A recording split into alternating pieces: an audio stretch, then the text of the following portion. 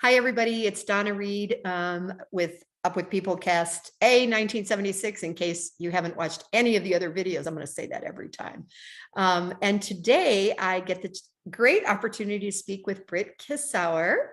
And I just told him, I said, Britt, I'm going to ask you about your name. Your name isn't Joe or John or Mike. So where did we get Brittain? Brittain's an old family name. I'm seventh generation. My daughter's now eighth generation. Brittain, You and gave your daughter the same name. one of her middle names. Yeah, Oh, she nice. is Kasha Noel Brittain Kisshauer. Oh, that poor kid. I That's know so it. She just goes by the first two. I was going to say, oh my goodness, we do that to our children and then they don't fit on any applications, right? Right, exactly. Well, and her, which one is it? Noel has an umlaut on it, which drove Oh, the doctors and nurses crazy. And I'm going, well, yeah, no, that needs to be on there. that needs to be there. Yeah. Oh my gosh, that's so funny. When we're done here, I'll tell you about if I'd had a daughter, what the Swedish name would have been and why that never probably occurred. So, Well, and she knows we had just told the family we weren't having children. oh, there you go. So there you go. We're Yeah, still in yeah. denial. So Britt, you and I, we were just talking and I didn't remember what year you first traveled. So tell us when you first traveled and then kind of what you and I just talked about your time after that first year. Right. First year was 76 E. And so we were pretty much started in October through the end of the year in Europe. And so weren't in a lot of touch with the other casts. Right. And but had a fantastic year.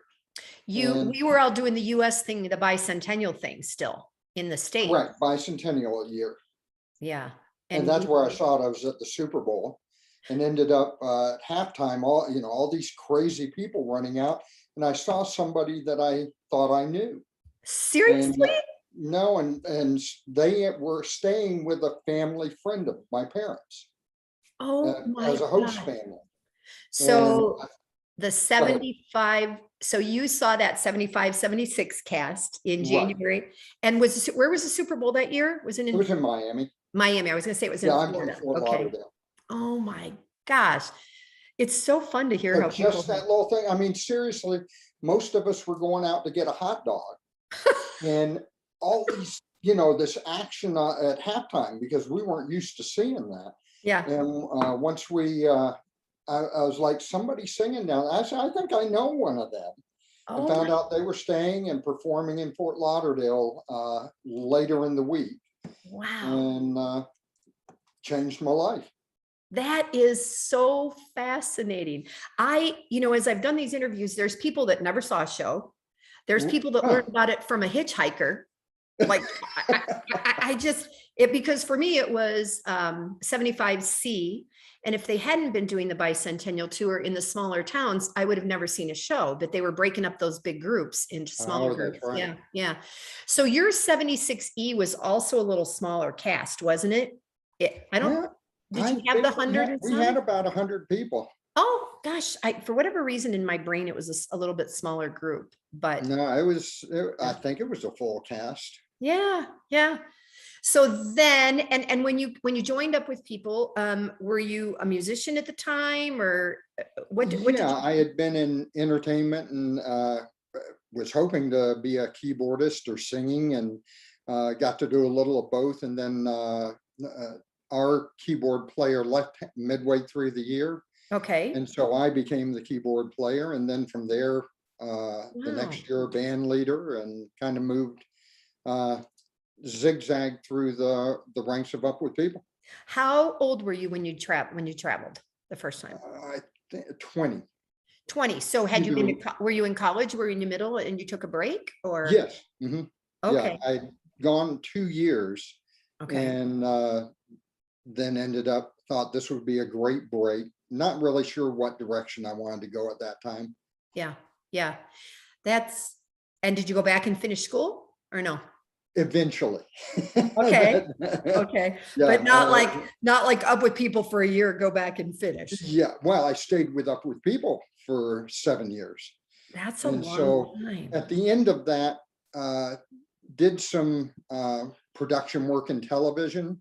Okay. And a friend of mine that had been in Up With People was working in Nashville and told me, boy, you need to come to Nashville. And I thought, oh man, that's big time. I don't think I can do that. You know, Up With People's one thing, but the music industry. And Yeah. so I came back to Nashville to get a music business degree Oh, and okay. ended up getting a finance degree. Did you go to Belmont Yes, College? I did. Okay. A young lady from my church is there right now. Oh my goodness. She's just, well, no, she's back. She just finished her freshman year at Belmont, and Oh, that's yeah. exactly what she's majoring in. Yeah. Yeah, a great school, and boy, it's really grown. I mean, Yeah. since I went there, and my daughter went there and was starting out in music business and ended up a librarian. Ah, the twists and turns. Oh yeah, yeah. I think it's my fault because we traveled so much, and every time we go someplace, I'd make her research where we were going because of Up With People. You know, Ah, what's important for us to see here? What about the culture? You know, the foods, those kind of things. And so yeah. she Yeah. became a bookaholic and now specializes in special collections.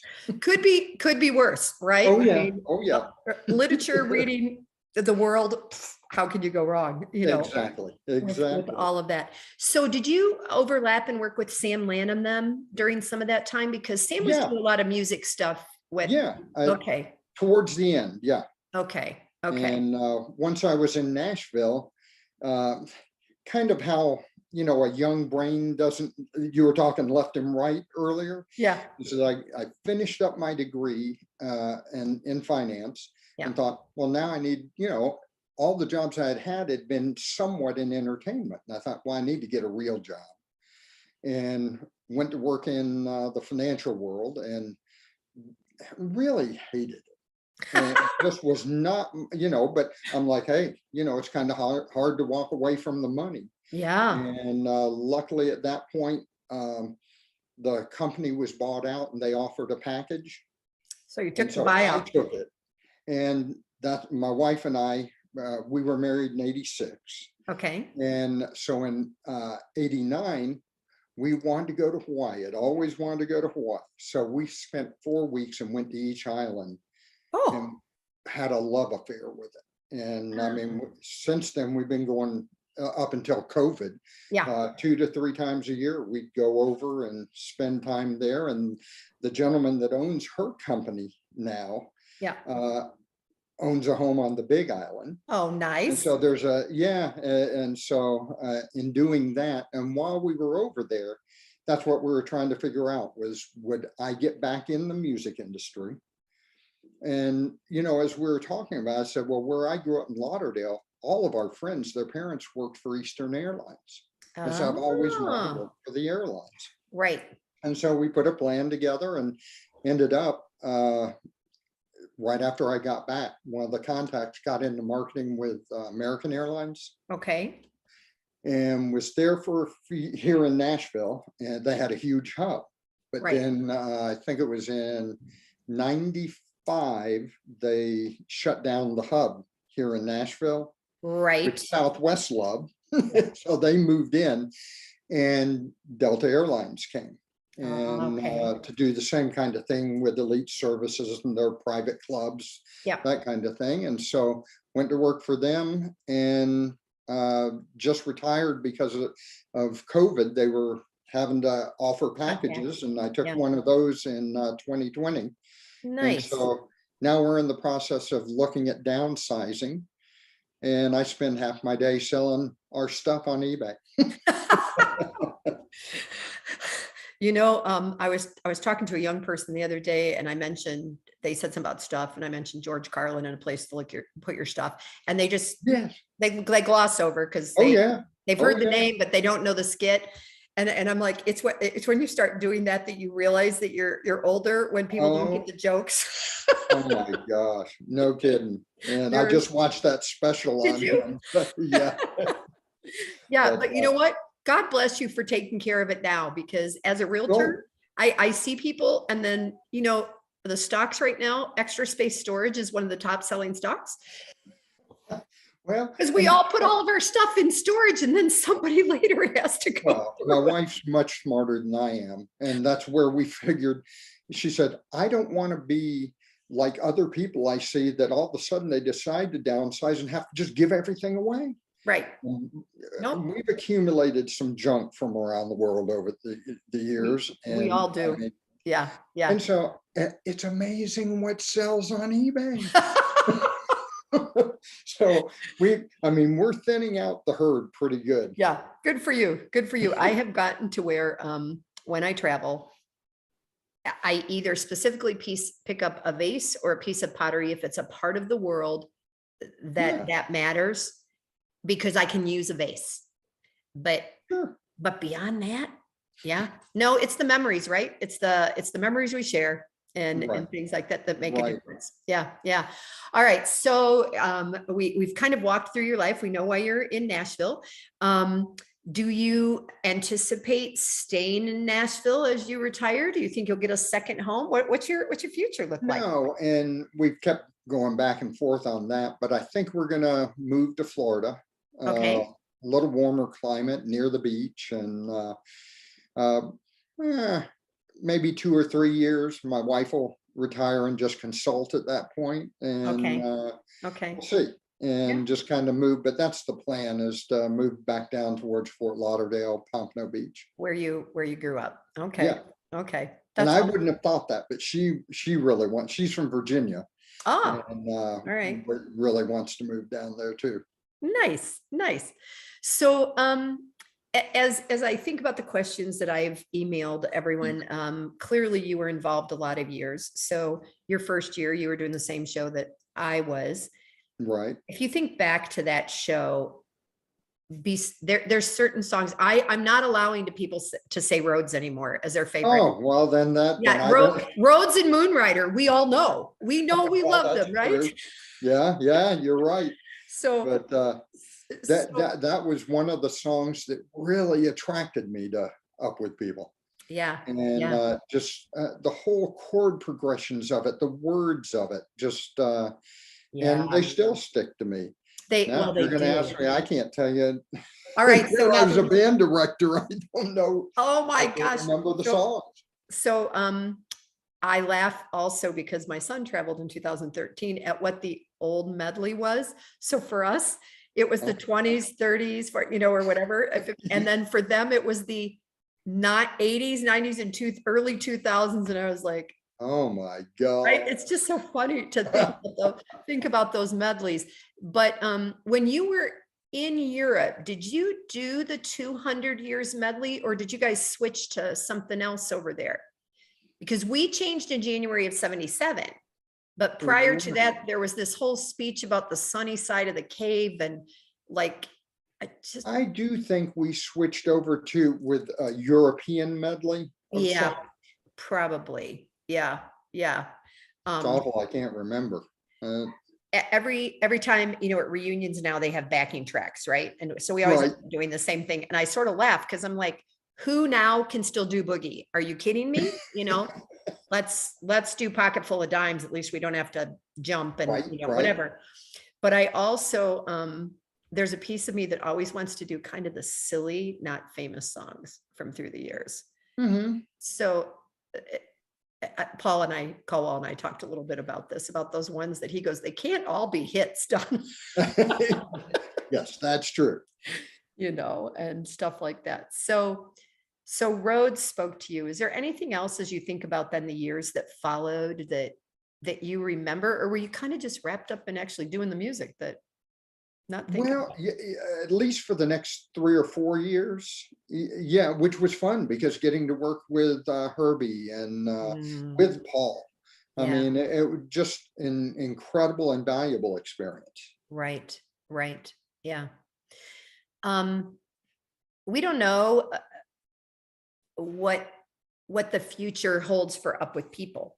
And I don't know how intensely involved you've been with things. The tours changed over time. The money clearly changed over time. The focus of certain things changed over time. What would you envision for a future of Up With People in 2022 or 2023? Kind of two. I love what they were doing where they were spending a week in a community and I agree. really getting involved. But the thing that I loved during my year and in Europe, every 3 days we were in a different city.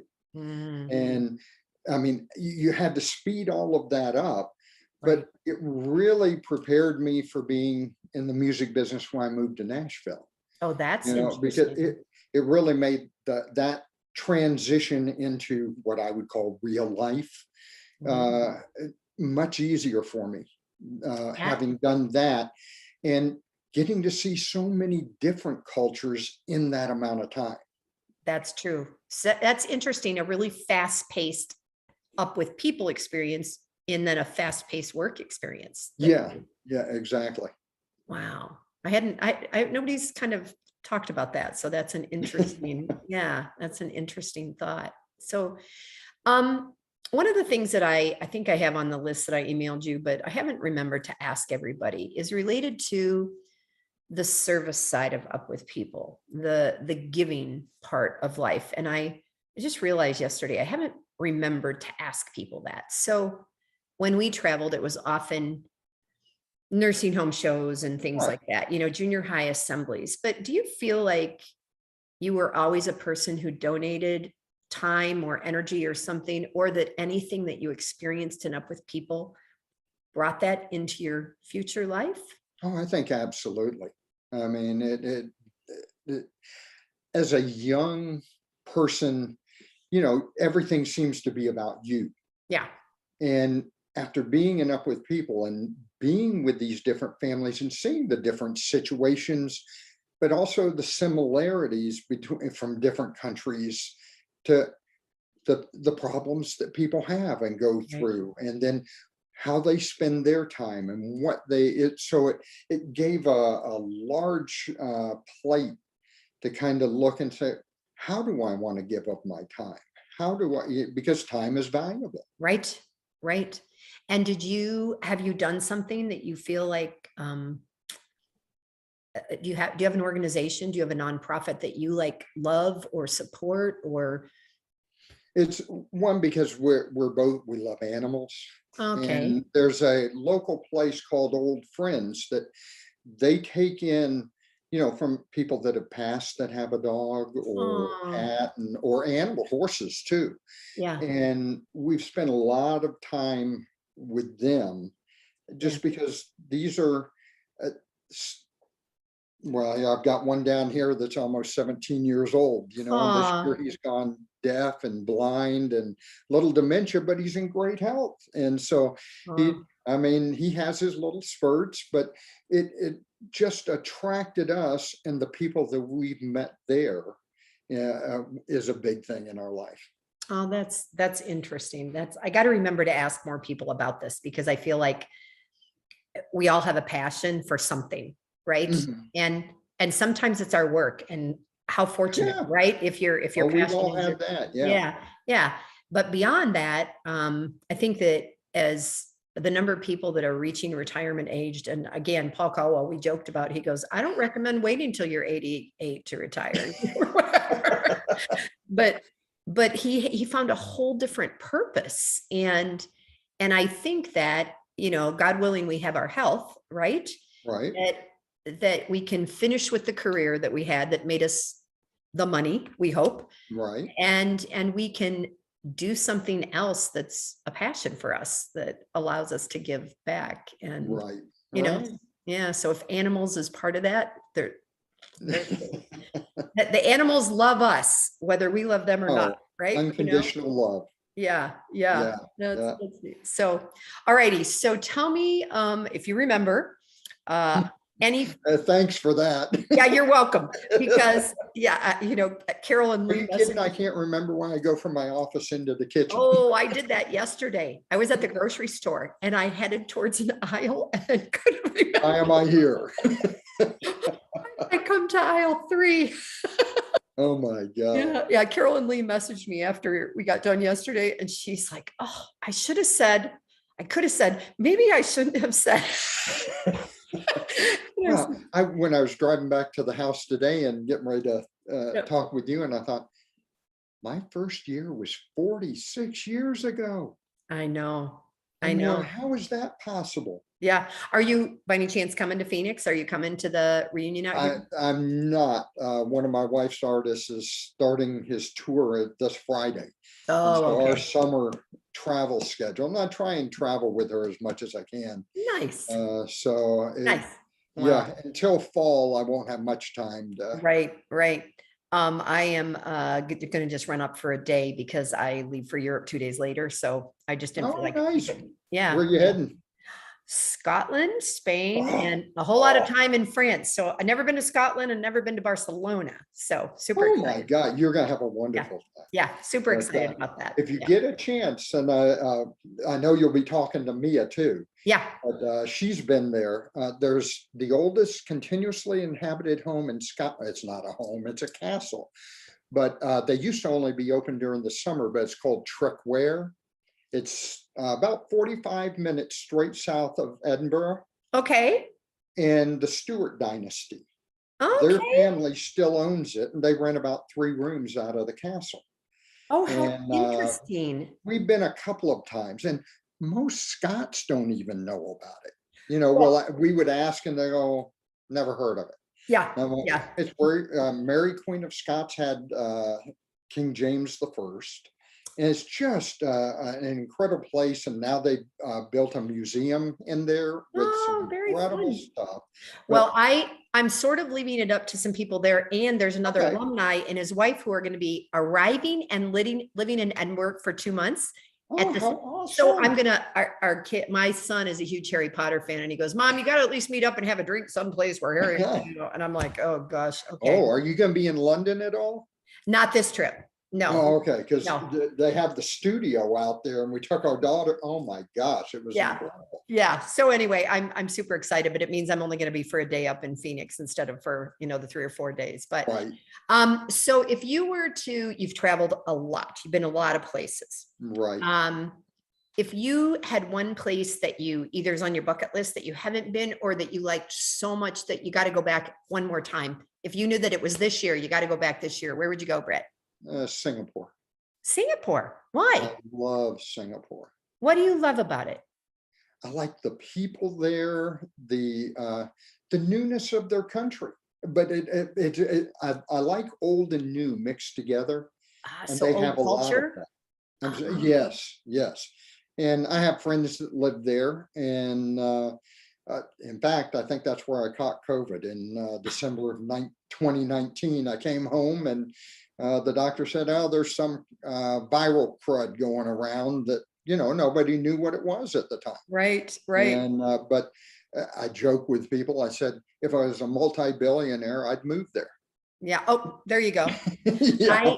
The year I studied in France, there was a young lady from Singapore, and she was opening a small either restaurant or bakery. Oh, I can't remember. And at that point I was already in my 50s and she was like 23 or 24. So, you already feel like they could be your children, let alone now your grandchildren, at some right. level. But so Singapore. All right. So from a food perspective, anything that you ate that you would be like, I'll never eat it again, or anything that you ate that you didn't think you'd like, and then you were like, oh, this isn't bad. I think probably sushi and sashimi. Yeah. I Also, when you were in the East, never thought I would, and now, oh my gosh, I can't live without it. really, that's what Yeah, I'm yeah. still a California sushi. Like, give me some rice and avocado. Well, when we took my uh, daughter to Japan, this was back in 2003, and she wouldn't touch it. Yeah. And when we came back, our sushi chef, where we usually go, eased her into it. And I said, here, you missed the best. Last week you could, I mean, it Yeah. melts in your mouth. And we know in fact, Causeway, Yeah. Ikeda. Yeah, Yes. Causeway. Because I've been over to see and stay with her and her husband and Oh, gosh, I family. haven't And heard that name for 46 years. well, she ended up, you, in your mind, you always think, oh, they live in a shoebox. I don't want to, and they Right, always right. In invited me Asia. to come Yeah. stay. And I was going to meet a friend who was going to work in Okinawa. And while we were over there, I said, hey, why don't you come out and meet us for dinner? And she said, well, we can't get back home, no trains. Come stay with us. And I'm thinking, oh, I'm going to be such a burden. And got there. What a beautiful home she has. And they have groups of people that come and stay with them.